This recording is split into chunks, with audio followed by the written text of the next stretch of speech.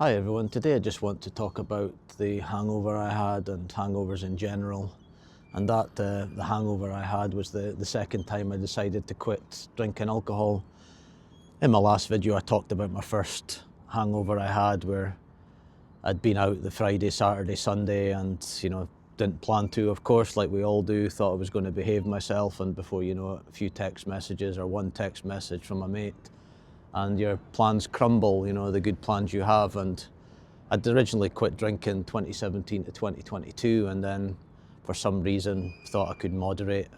I've no idea kind of what was going through my head at the time. I had this vision of me being this kind of moderate drinker who goes to parties and has one or two and then heads home, or going to the pub and has one or two and then, right guys, that's me done for the day, see you later. And it worked for the first few months, but as we all know, after a few months you'd just get back into those old habits. But my second hangover that made me quit, it was 2025 July, which is this year, so I've been off it about 4 or 5 months, something like that, if my math's correct, more like probably 4.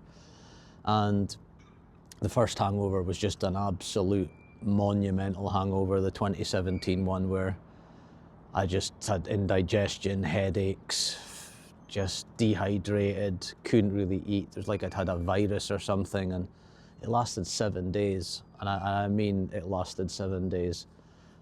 Normally a heavy weekend, you know what it's like if you've got a mate's birthday party, or you're away for a stag do or a hen party or whatever, or bachelor party as you call it in the States. You would come back and, it's just a Monday, Tuesday, maybe you're a bit tired and that, but this was just absolute next level. But it was funny, the second one, because I don't think it wasn't even really a hangover at all. It was just the worst anxiety you've ever had, and anxiety is just one of the biggest reasons I quit. And I'd woken up in the morning, it was a Monday, I think it was, and I was off work, and I don't think I'd went too wild on the Sunday. It was just a kind of few during the day, and then I thought, I'm off tomorrow, the usual, kind of any excuse, as we know.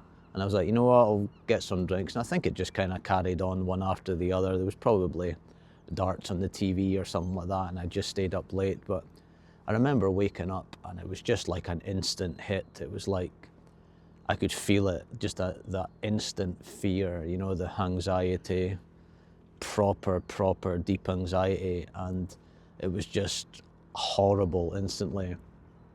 And it was just crazy, because you know what it's like. It starts off like that, and it's weird because when you actually wake up in the morning with anxiety, I'm pretty sure you've not really thought about anything. So it's like, what am I actually anxious about?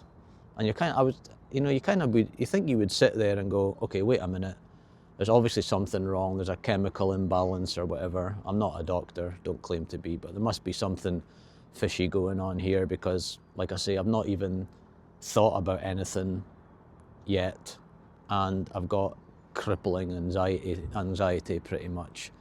And then all of a sudden, I remember getting a text message, and it was a delivery I was getting, absolute insignificant delivery. It's not like you're waiting on blood test results coming back, or I'm gonna have to spend the whole day taking stuff in or something. It was just I think I'd bought like a jumper or something, or it was a return coming back to me, and that was it. And it said that the delivery's coming between 12 and 2, and this was about 10 in the morning, and it was like instant fear that I've got to go to the front door, which was literally about 20 steps, honestly, about 20 steps. But I didn't know what time the guy was coming. I was thinking, and honestly, you'd think with the amount of anxiety I had that I was going to have to climb Mount Everest to pick something up. It was just absolutely wild. And then I'd remembered there was a letter I'd received from HMRC, which is our tax services over in the UK, and I hadn't opened it yet because it wasn't even really significant. And they would always send stuff like, make sure that you submit to your, tax return by this time. But I've got an accountant, so they do all that stuff. But you get the letters regardless. It'd be like you need to submit your make sure you submit your quarterly VAT bill, which is just, which is our value added tax in the UK, which, you add on to everything you buy, and then you get the annual one. Make sure you submit this by, the end of your year, or there'll be the fiscal year as well, which you need to submit a few things. So it's absolutely insignificant. But I started getting this seed in my head that it could be something big, and it's not like I'm running Google or anything, and you're like, this could be billions, or something. It's like I say, it's always the most insignificant letter ever. But then I couldn't find the letter. It got so badly in my head that I kind of was searching around looking for this letter, and I couldn't find it anywhere. So then obviously I'm thinking, what if it is something big? And I'm trying to log on to HMRC to see if there's any issues, and just absolute crap, And it was and I remember it was the longest day on earth. Like, as you know, if you had anxiety before, especially Hangxiety, the fear, it's just every single minute passes like days. You've got 1,000 thoughts coming into your head that don't even become thoughts, and then you might get stuck on one. Something that happened 7 years ago, maybe at work, did I send that email? Did I not send it? Did I not? And then you're checking your emails, just stuff that you wouldn't even care about. Whereas now you're kind of just totally panicking and worrying about nothing. And I remember waking up the next morning, and it would have been, I think I was probably back at work or something like that. And I'm pretty sure the fear had gone by then. And just like every single other time, I just felt like an absolute clown. Like, you're 40, I would have been 41 at the time, and you're just sitting there logging into work, thinking about the day before, like, I'm absolutely embarrassed.